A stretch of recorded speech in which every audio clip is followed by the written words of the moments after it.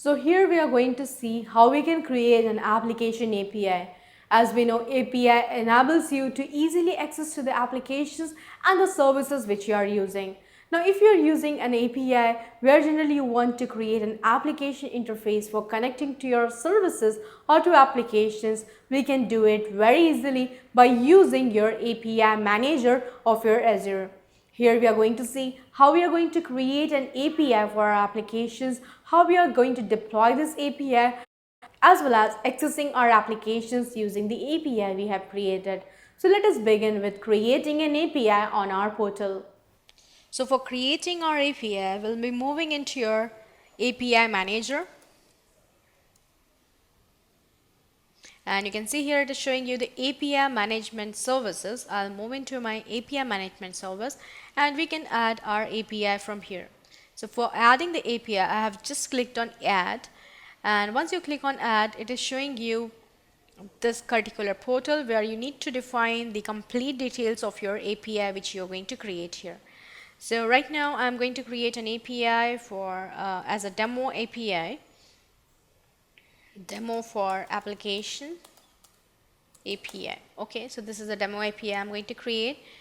I'll be creating into my existing application group into Central US. Organization name I'll be defining as administrator email address will be this one, and this will be the kind of developer and how many APIs you will be able to use as a developer, as a standard user, and for premium.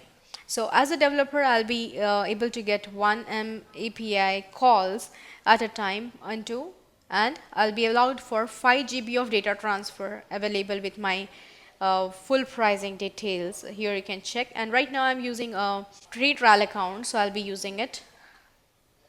So when you are using, you ensure that you check for the prices if you are creating any API manager, and what will be the bandwidth it's going to handle, how many requests you are going to handle, and what's the space you are going to get. So depending upon the requirement, you should choose your API service. So here it is deploying your API service. You can check here, is submitting the deployment. Once it is created, we will be back to your API service. And you can see this is a demo for application API is created for developers. And once you move into this API, you'll get a URL from where you can get access to this particular API. So it is getting updated now. We need to wait. It is getting activated. You can check for more APIs if you have. So this is the demo API which we have created. You can move to your publisher portal or developer portal. So if you want to check for and go for your publisher portal, you can go into publisher portal and get access to this particular API. As of now it is getting ready, so I'm not able to get anything. Wait a while, we'll have patience and we'll wait for the application to get up. So it is getting activated as of now. So you can find here it has been created, it is online as of now. And if I move into your application API which we have created, and we can find here we can move into your publisher portal as well as we can move developer portal. So we have both the portals separately where the developer can work for this application and the publisher can work for this application. So we can share the API among your administrators or your developers. So here you can see this is a completely different interface we generally have. This is the tutorials API for your administrator where he can sign up and manage your APIs. So here you can see into your APIs, the number of APIs he can use it.